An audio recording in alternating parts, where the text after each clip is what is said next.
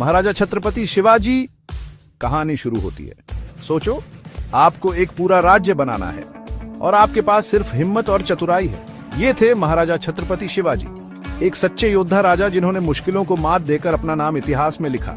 हम इस महान व्यक्ति के जीवन के बारे में गहराई से जानेंगे। तैयार हो जाइए झुलसा देने वाले रेगिस्तान, घने जंगल और दुश्मनों के खतरे का सामना करने के लिए, और साथ ही शिवाजी की सफलता के राज जानने के लिए। यह है मैन वर्सेस वाइल्ड महाराजा स्टाइल।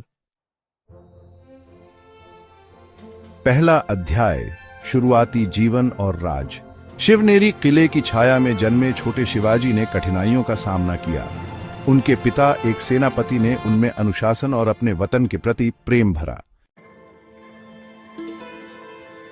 दूसरा अध्याय, पैदा हुए नेता। 19 फरवरी 1630 को जब शिवाजी ने पहली सांस ली, उनकी किस्मत लिखी जा चुकी थी।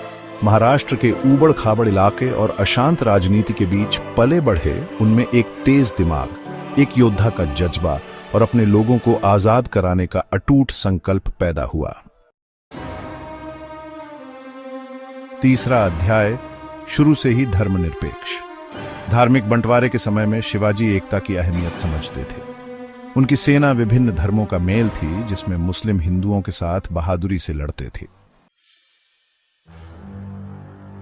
चौथा अध्याय, सैन्य कौशल। शिवाजी की सैन्य प्रतिभा सोची समझी और रणनीतिक थी, जैसे कोई तेंदुआ शिकार की ताक में हो। उन्होंने गुरिल्ला युद्ध में महारत हासिल की, बड़े और भारी हथियारों से लैस विरोधियों को चौंका कर हराया। पांचवा अध्याय, गुरिल्ला युद्ध के विशेषज्ञ। शिवाजी एक भूत की तरह चलते थे, तेजी से वार करते और पहाड़ियों में गायब हो जाते, दुश्मनों को हैरान परेशान छोड़कर। उनके सैनिक मावले, छलावे और पहाड़ी युद्ध में माहिर थे। छठा अध्याय, जीते हुए किले और इलाके। शिवाजी के लिए किले उनके स्वतंत्र राज्य के लिए शक्ति के प्रतीक थे, बहुत जरूरी। हर जीत उनकी रणनीतिक प्रतिभा और वफादार सैनिकों का प्रमाण थी।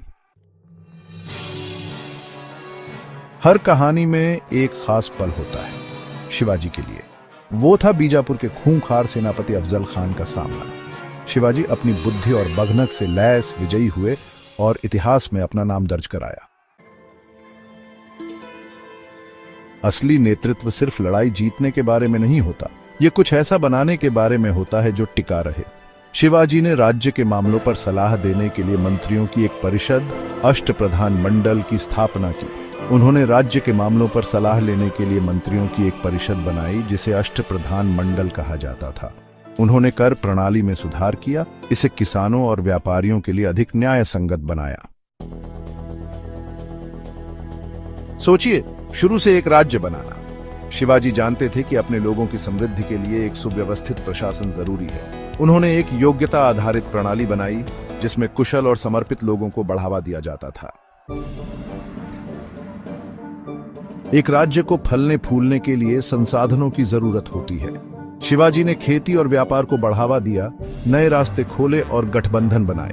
उन्होंने एक विरासत बनाई, एक मजबूत नींव रखी जो किसी भी तूफान का सामना कर सके। हर बड़ा साहसिक काम खत्म होता है, लेकिन हमारी कहानियां जिंदा रहती हैं। शिवाजी की कहानी 1680 में खत्म हुई, लेकिन उनकी विरासत वो अलग कहानी है।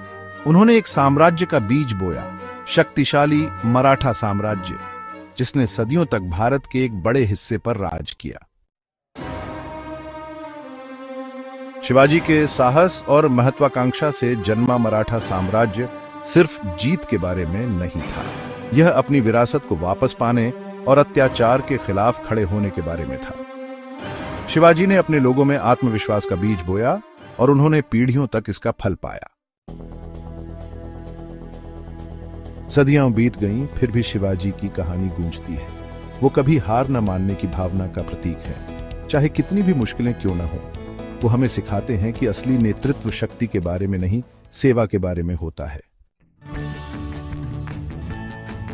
तो ये थी एक ऐसे व्यक्ति की कहानी जिसने मुश्किलों को मात दी, एक योद्धा जो राजा बना। शिवाजी सिर्फ एक ऐतिहासिक व्यक्ति नहीं थे, वो प्रकृति का एक रूप थे, अदम्य मानव आत्मा का प्रमाण।